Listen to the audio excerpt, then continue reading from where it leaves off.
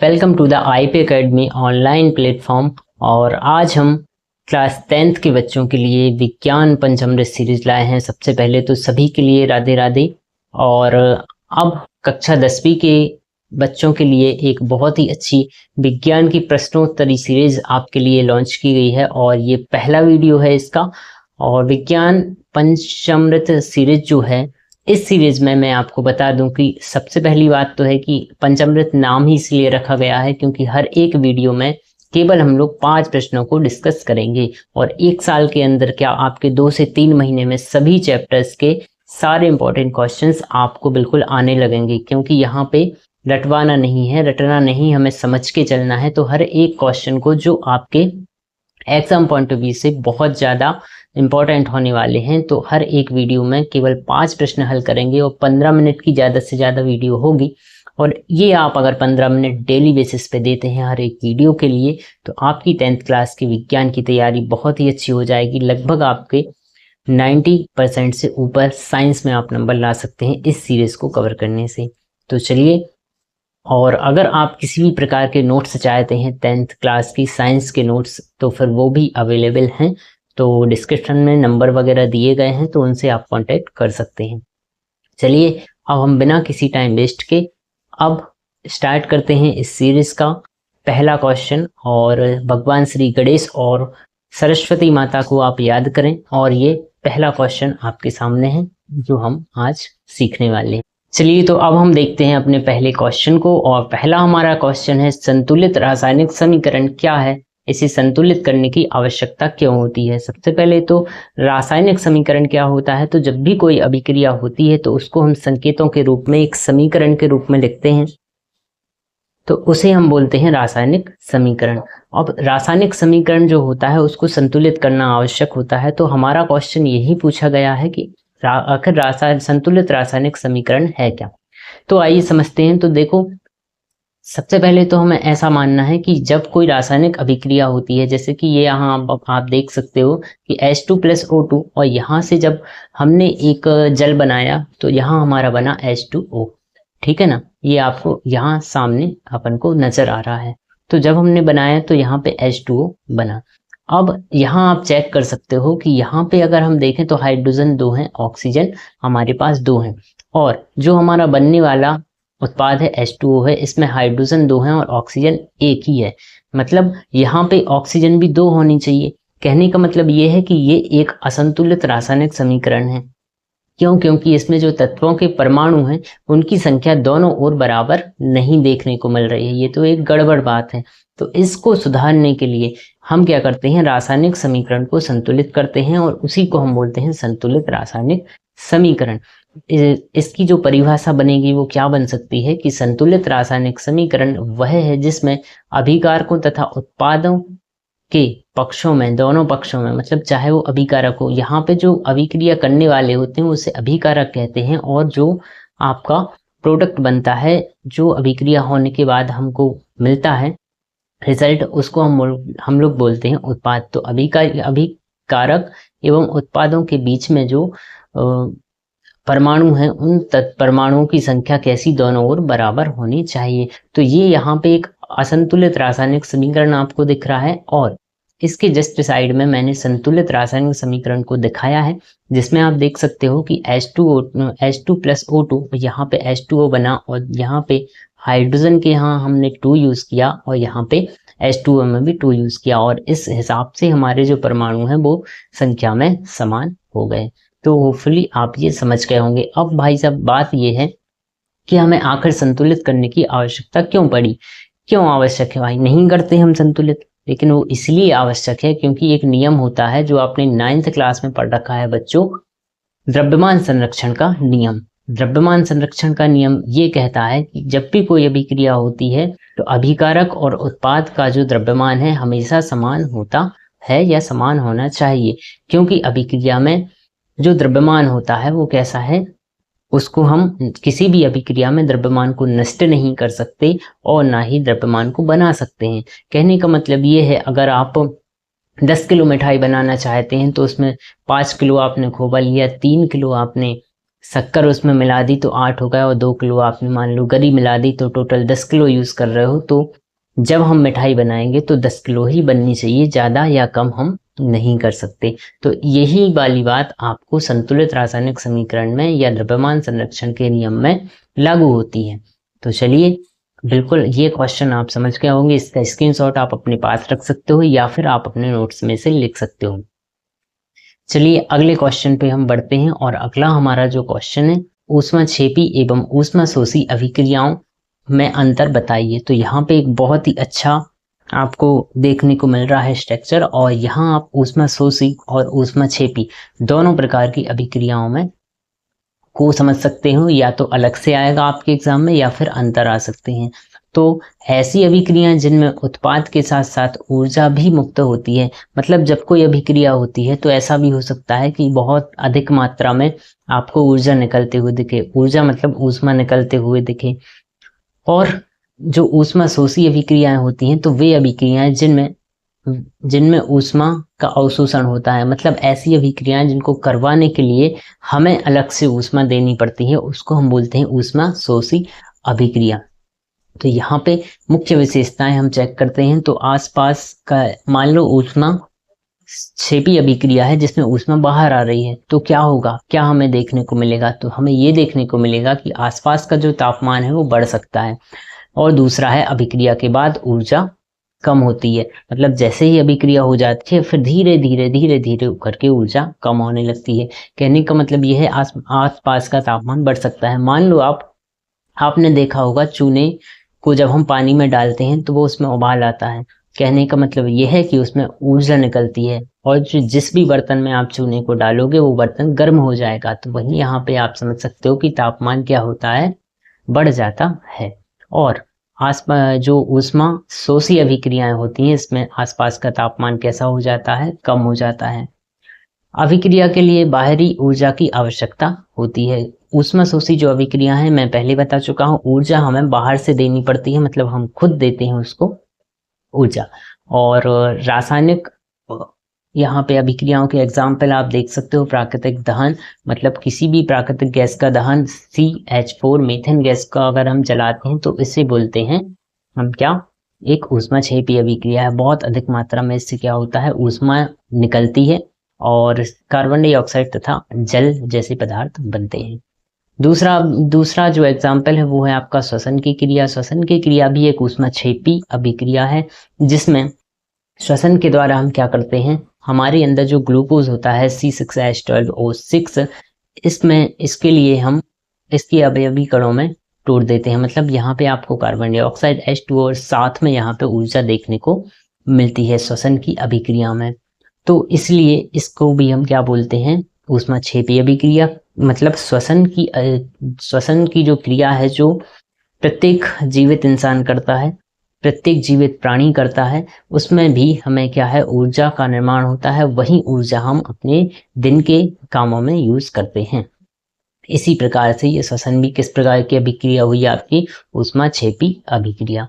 अब समझते हैं ऊष्मा शोषी अभिक्रिया के एग्जाम्पल। तो यहाँ पे आप तापीय अपघटन, जैसे कि किसी भी पदार्थ है, जैसे आपका कैल्शियम कार्बोनेट यहाँ पे दिया गया है, और कैल्शियम कार्बोनेट को जब हम गर्म करते हैं, मतलब ऊष्मा हम यहाँ आप चेक कर सकते हो, तापीय अपघटन, यहाँ पे कैल्शियम कार्बोनेट CaCO3 और इसमें हम प्लस ऊष्मा दे रहे हैं, तो क्या होता है, CaO बनता है, साथ में कार्बन डाइऑक्साइड गैस के रूप में वायुमंडल में मिल जाती है। तो ये है आपके एग्जाम्पल ऊष्मा शोषी के। प्रकाश संश्लेषण की क्रिया भी ऊष्मा शोषी है, जिसमें सूर्य का प्रकाश यूज किया जाता है पेड़ पौधों के द्वारा। और दैनिक जीवन के एग्जाम्पल आप देखोगे तो हैंड वार्मर, और आपका कोशिका में श्वसन होता है, गैस का दहन होता है, ये सब क्या है, ऊष्माक्षेपी अभिक्रिया जो दैनिक जीवन में आपको देखने को मिलते हैं। और दैनिक जीवन में उदाहरण आप देखो ऊष्मा शोषी अभिक्रिया के, तो पौधों में प्रकाश संश्लेषण और अंडे का फटना और कोल्ड पैक जो होते हैं, इसमें ये ऊष्मा शोषी अभिक्रिया देखने को मिलती है। तो होपफुली ये वाला क्वेश्चन भी आपको बहुत ही इजीली समझ आ गया होगा। अगर आपको किसी भी प्रकार का डाउट है, आप इसी वीडियो को, इन्हीं क्वेश्चन को कम से कम 2 से 3 बार देखें, जिससे आपको सीधे याद हो जाएंगे। मान लो आपको याद नहीं होता है और याद करने भी हैं, तो अगर आप याद करना चाहते हो तो एक ही वीडियो को 2-3 बार आप देखो, आपको सारे क्वेश्चंस के आंसर याद हो जाएंगे धीरे धीरे करके। अगले क्वेश्चन की ओर बढ़ते हैं और आज का हमारा थर्ड क्वेश्चन है कि श्वसन एक ऊष्माक्षेपी अभिक्रिया है, समझें वैज्ञानिक कारण। मतलब श्वसन एक ऊष्माक्षेपी अभिक्रिया है और श्वसन को ऊष्माक्षेपी अभिक्रिया क्यों कहा गया है, ये हमसे पूछा गया है। तो आइए हम जानते हैं। वैसे मैं अभी जस्ट इसके पहले समझा चुका हूँ श्वसन को आखिर ऊष्माक्षेपी अभिक्रिया क्यों कहा जाता है। तो सबसे पहले श्वसन को इसलिए कहते हैं कि श्वसन में होता क्या है, पहले आप वो समझें। होता यह है कि ग्लूकोज होता है हमारे शरीर में, जो हम शर्करा के रूप में, मतलब खाने के साथ ग्लूकोज पहुंचता है। तो C6H12O6 ये ग्लूकोज का फॉर्मूला है। तो इसके लिए आपको ऑक्सीजन मिलती है, हमारे शरीर में पहले से मौजूद है। श्वसन की क्रिया के द्वारा हम ऑक्सीजन पहुंचाते हैं। तो यहाँ पे ऑक्सीजन O2 और साथ में फिर जब इनकी अभिक्रिया होती है तो आपको कार्बन डाइऑक्साइड H2O मतलब जल और बहुत अधिक मात्रा में आपको बहुत भारी ऊर्जा का निर्माण होते दिखता है। इसी कारण से यही कारण है कि श्वसन जो है वह ऊष्माक्षेपी अभिक्रिया कही जाती है। क्यों? क्योंकि ऊष्मा का वही निर्माण हो रहा है। ऊष्मा का निर्माण हो रहा है मतलब ऊष्माक्षेपी अभिक्रिया हुई। तो ऊष्माक्षेपी अभिक्रिया तो वैसी रासायनिक अभिक्रिया जिनमें उत्पाद बनने के साथ साथ क्या होता है, ऊष्मा का निर्माण हो। तो इसलिए हम बोलते हैं कि श्वसन जो है वो ऊष्माक्षेपी अभिक्रिया है। यहाँ आप देख सकते हैं श्वसन में ग्लूकोज के टूटने से शरीर को ऊर्जा मिलती है, इसलिए इसे ऊष्माक्षेपी अभिक्रिया कहते हैं।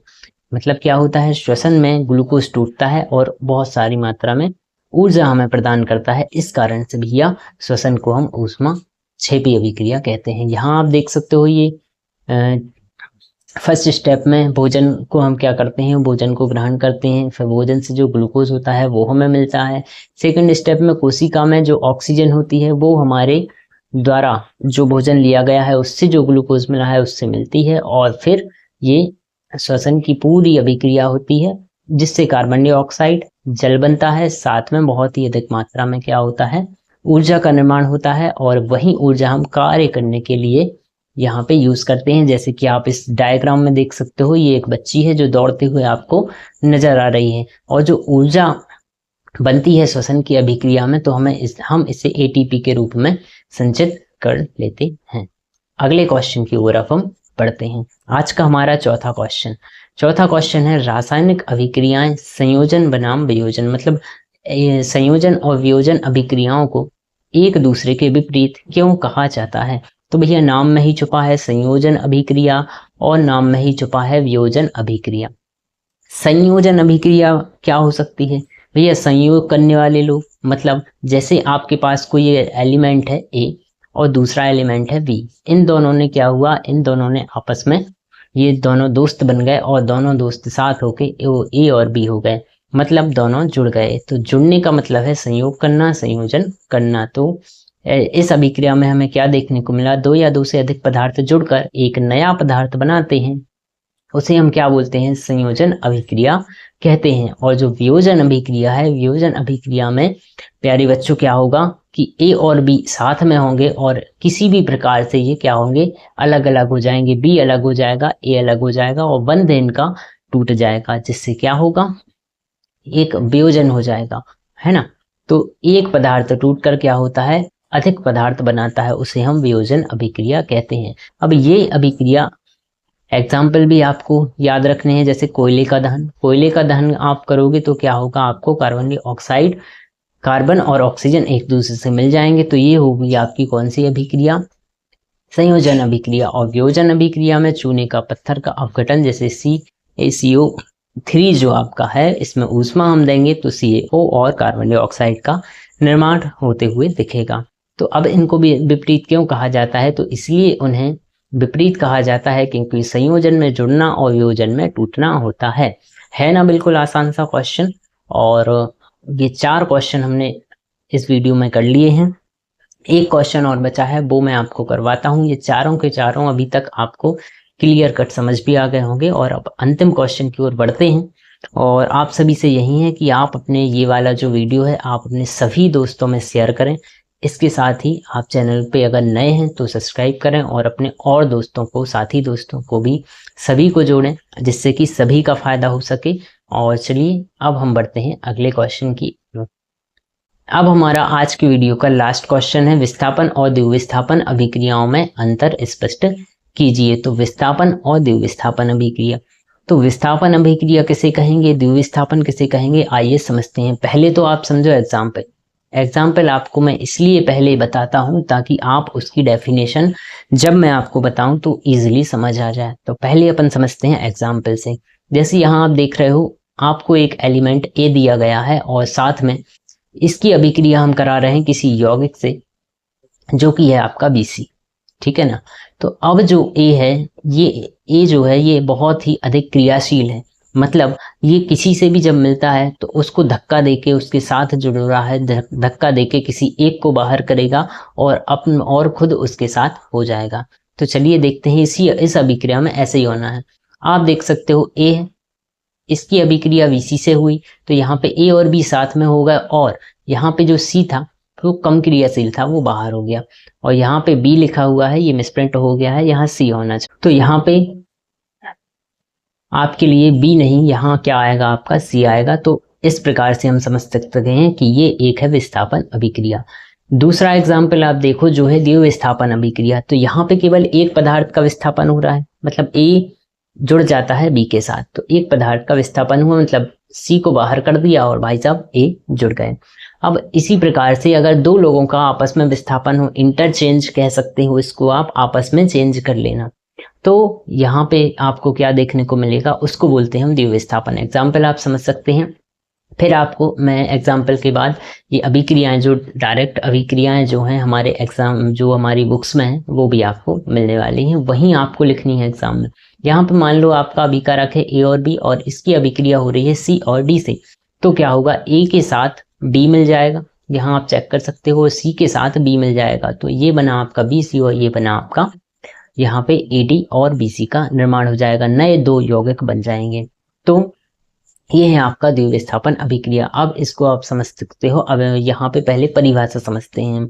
आप देख सकते हो विस्थापन अभिक्रिया में अधिक क्रियाशील तत्व का यौगिक कम क्रियाशील तत्व को विस्थापित कर देता है और एक नए यौगिक का निर्माण करता है, नए पदार्थ का निर्माण करता है, उसी हम बोलते हैं कौन सी, विस्थापन अभिक्रिया।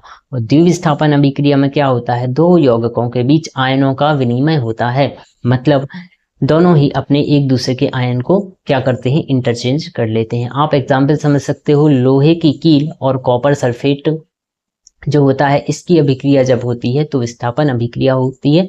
आपके स्कूल में, आपके लैब में जरूर ये अभिक्रिया करवा कर ही दिखाई जाएगी। इसमें हम क्या करते हैं, कॉपर सल्फेट का विलयन लेते हैं जो कि नीले कलर का होता है, और इसमें हम क्या करते हैं, एक लोहे की कील डाल देते हैं। आप यहाँ डायग्राम से समझ सकते हो। तो लोहे की कील जैसे ही डालते हैं तो कॉपर सल्फेट का जो विलयन होता है वो वहां पे कॉपर का जमाव धीरे धीरे होता है, और जो विलयन होता है वो हरे कलर का हो जाता है। क्यों? क्योंकि उसमें आयरन मिल जाता है, मतलब आयरन सल्फेट बन जाता है। कॉपर हमें नीचे यहाँ पे देखने को मिलता है अलग से।